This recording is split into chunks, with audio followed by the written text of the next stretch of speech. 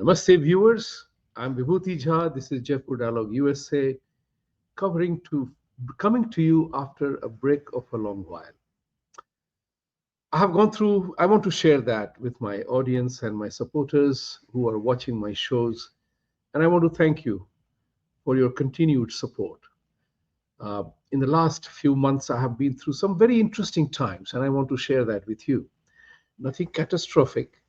I fell ill, recovery was slow, so television presence also declines in that extent. And following that, my wife fell very ill and she had to be hospitalized. And as a result of which, Her Majesty deserved my attention. So, had been very busy. I'm happy to share with you she's back home and I'm back fighting once again for you, for all the causes that we believe in. So, before I begin again, request you as always, please like, subscribe, and support our channel, and support any which way you can. Now, today I wanted to talk about a very explosive news that has come about, which in Tulsi Gabbard, the Director of National Intelligence, she put together the evidence of the Russian collusion hoax that went on in 2016 election of President Trump. Now, I've been watching this not only as a Republican or a Trump supporter, but a general well-wisher of the democratic system that we have inherited, we love, and we cherish it. This is the critical part. Now, we all know that in politics or love, everything is fair in love and war, right? Love and war in politics. Hillary Clinton did her opposition research, remember, to discredit Trump from becoming the president. But there are many issues behind that, which are very critical for you and I to understand. What has happened here is, and that's what is democracy, putting democracy on trial. Because what is critical to understand here, that in democracy, in the rule of law, nobody is proven guilty until you have a concrete evidence and proven guilty. This is the law, right? So you are always an accused. The words used are alleged. Even a murderer is alleged murderer, and all that kind of thing happens. And as you know, both India and America are going through a judicial activism of a kind in which there is no precedence. That's what is important for us to understand here. That where is the evidence? What did Obama do? So go back to 2016 and recall what happened. Trump won the election, upsetting the woke army of liberals, Marxists, Leninists, name it any which way you want, and Islamists included in it. Trump victory upended their agenda. What was going to happen, what was assumed to be happen, that after a very successful, charming rule of Barack Obama, Hillary Clinton would win and the entire socialist agenda would flood in America and destroy its original structure. That was the plan. And Hillary Clinton would have become the first woman president of America. But against all odds, as we say in our Hindu philosophy, it almost looked like Trump had a Varad Hast on him. He won against all odds. Remember New York Times talking about the fact that, hey, 90% odds of Hillary winning? Didn't happen. It shocked the entire left-oriented woke army agenda, women included. Therefore, if you remember, soon after his inauguration, Not My President was a major movement which was also supported by people like Linda Sarsour. Don't forget that. In this background, go back to this entire process. Once Trump won the election, what President Barack Obama seems to have done is that he invited all the intelligence heads. I don't need to name them. You know them all, from Clapper to Comey to whole 99 yards, and told them to change the entire investigation to the conclusion that he wanted. And what he wanted was somehow Trump gets discredited, impeached, and removed so that Trump will not become the reason why the leftist movement gets upended. This is serial and serious abuse of the official mechanism or official system to append a person who has won the election. So what happened here? So the whole 99 yards of Russia collusion was brought out in the public, and the media was the biggest collaborator in terms of giving the news out. Here is very important part. The critical element of Tulsi Gabbard's expose is that the intelligence community had conveyed in no uncertain terms that Russia had no role to play in the 2016 election, whether technology capability or otherwise. They did not succeed. The possibility of them doing it was virtually negligible. And Obama, Hillary, the entire machinery of Democratic Party decided to change that outcome to prove that he was a machine, he was a cog that Russians were using, Russian agent that they were using. And at that time, if you remember, the leftist media were feeding on the frenzy. That was the reason. If you remember, all of the social media were targeting that. So this is the two. In a short time, I will not read the whole story about that, but that the intelligence community assessment of the Russian collusion was denied by the intelligence community itself. But Barack Obama asked them to change the narrative because he wanted a specific collusion outcome, conclusion that Trump must go. I remember very clearly because I was watching these scenarios very closely.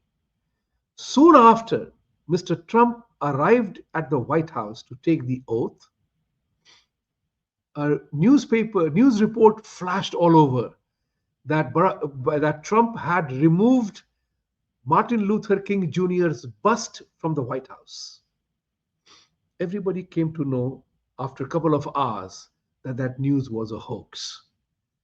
Remember how much Mr. Trump was being discredited by the woke army and the woke assembly of Democratic Congress leaders. This is the tragedy. What has happened today, what we know now, is the two key elements of a democratic process is truth and trust. These two have been eroded remarkably sadly. Why I say that is because the only thing that you trust is on the words of your leaders. And if the words of your leaders are no longer trustworthy, then there is a problem in the system and the process itself. So you can be very polite, sweet, and say all the nice things like Obama, Clinton are so good at. I had opined actually to Mr. Trump that if he could muster only 5 or 6% of Bill Clinton and Obama's style of talking, he would have so many fewer problems. But Trump is Trump. He won't change because I say something to him. But I think he gained wisdom. Now you go back to 2020. You know what happened in 2020. He was denied a victory. That again will be a subject matter of historical investigation. But here is what is important for all Indians and non-Indians to remember, those who are watching the show. Go back to 1975 when emergency was installed in the country, brought about by Indira Gandhi. You know why was she disqualified by Allahabad High Court? Because the Congress party in India had used the government machinery during Indira Gandhi's campaign in Allahabad or whatever constituency was going on. She was found to be violative of using the government machinery for party function. It was a very tiny little issue at that time, both with reference to money and engagement. How would Indira Gandhi actually know what her party was doing in the campaign? May or may not have known that a particular barricade was built by using the government funds. We do not know those things. But there was tremendous sympathy for that. And that use and abuse of the government machinery was resulted in Indira Gandhi getting disqualified. And then rest is history. We know that. Here is another part here. This one, you notice that every single intelligence head, from FBI to CIA to National DNI, the entire machinery went against Trump to upend him completely, not to allow him to function. Two very important things, remember. When Hillary Clinton was accused of destroying evidences, remember 30,000 emails, computer being, destroyed by chemical or broken up, Benghazi, when Hillary Clinton made the statement in a Senate or a congressional hearing, how the hell does it matter? They are dead now. How uncouth was that woman to have made that kind of a statement in a congressional hearing? Nothing happened. Media didn't cover that. But she's on record saying, how the hell does it matter now that they are dead? That she was responsible for their death was completely ignored by the media and the system, the way it existed. Fast forward, Mr. Comey, the FBI chief at that time, said in a public speech or in a press conference that whatever Hillary Clinton did was a case of extreme carelessness, but it was not gross negligence. Now, English is a beautiful language where you can play with the words as much as you want, because the legal element is important. In the US administration, if Comey had used the phrase gross negligence, Hillary Clinton would have been termed, or she would have become eligible for prosecution and impeachment for whatever it was. But because he called it extreme carelessness, it did not fit the legal definition of gross negligence. You see the wordplay here? So you are looking at an entire mechanism, machinery, working against Donald Trump. Even though everybody said, many people believed that it was all a hoax. We now know that the entire Steele dossier, which was based on a fake report and fake collection of information, Comey and intelligence chiefs knew that it was fake, yet they pushed that agenda, that it was the basis on which they were persecuting him, Donald Trump. But what is important here is Democratic Party today talks about this entire thing being politically motivated, as if they were doing some divine intervention of removing Mr. Trump through a false accusation. This is what people have to understand. To call this entire Tulsi Gabbard expose, in which she has been very careful. She has said 2-3 things very clearly. Date of December 8th and December 9th, when the entire thing was changed. The reports were not allowed to be released. Intelligence community assessment was suppressed by the intelligence heads, and the fact that it was Barack Obama who instructed everybody to find evidence for the conclusion that he wanted to happen. That's the key part. Rest of it is history. What is important to bear in mind is that conclusion was to drive the agenda. This is what I wanted. And that's what the Republicans have been saying for a very long time, that there are two-tier judiciary system. And you know how judiciary system is playing havoc. An activist judiciary system is playing havoc in both the countries. One federal judge somewhere issues an injunction for the whole country, even though it may not apply to the whole country in a federal structure. So the point which is very important to bear in mind, vigilance is important for you and I. Falsehoods have to be exposed. Truth and trust, which is the bedrock of democratic system. You trust your leaders. Your leaders have to be held accountable for what they said and did. And I hope the former President Obama comes out and says, at least he makes a confession. In Christian community, in Christian belief, confession is a big thing, and it ought to be. Confess that, yes, what you did was wrong, or come out with your own evidence. Tulsi Gabbard has an impeccable reputation. Hillary Clinton also tried to destroy her career by calling her a Russian agent. This is the extent to which the Democratic Party has tried to destroy the process, blaming the enemy for all the evil. As you may recall, I have said this here before. A very venerable American once told me that while India has the tragedy of hundreds of parties, political parties, America has the tragedy of only two-party system, wherein one is stupid, other is evil. And this is not a joke. It's a very serious statement. The stupidity related to Republican Party and evilness related to Democratic Party. Because Democratic Party uses every single toolkit available to pursue their agenda very, very seriously. And that's what is important for us to bear in mind. About 12 years ago or so, in a consulting work in a Middle East country, I was asked by the chairman of the company, the Sheikh asked me this question: Mr. Jha, how do you think technology is going to affect us? It was a very remarkable question, and I had a very simple answer for that, just as I always try to make things easier. I said, the way we are communicating these days, technology is playing a big role.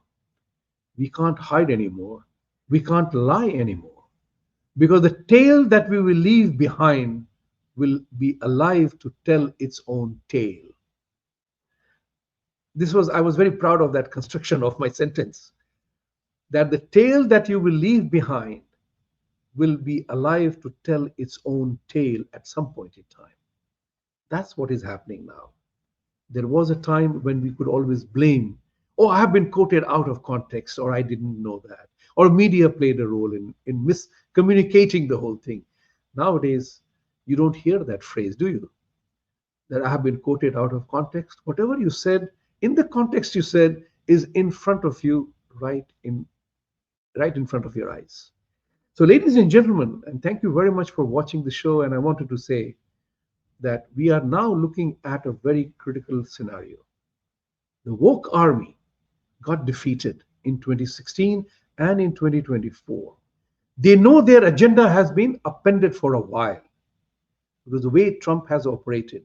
This is what is important. In 2020, in my conversation with Sanjay ji, I had said that the caravan of the woke army will be running towards India now after having defeated Trump. Because Modi and Trump are the two people who have tried their best to stand up and be counted against the woke army. You may disagree with everything that I say. You may disagree with, yeah, they have actually failed. Because there are so many issues in politics that have to be played to achieve a certain goal. And I quote Hillary Clinton, who said, Bill Clinton, who said in a Larry King interview that in politics, you have to move from left to right from time to time to achieve your final goal. So there are times when people play the game. And that's what is this all about? We have entered a very remarkable phase of evidence. Remember, evidence in democracy, you are not guilty until proven. Pakistan is still asking for evidence for 2611. Think about it. When freedom gets used as the fault line of democracy, that's the time when we have to stand up and be counted. Thank you very much for watching today.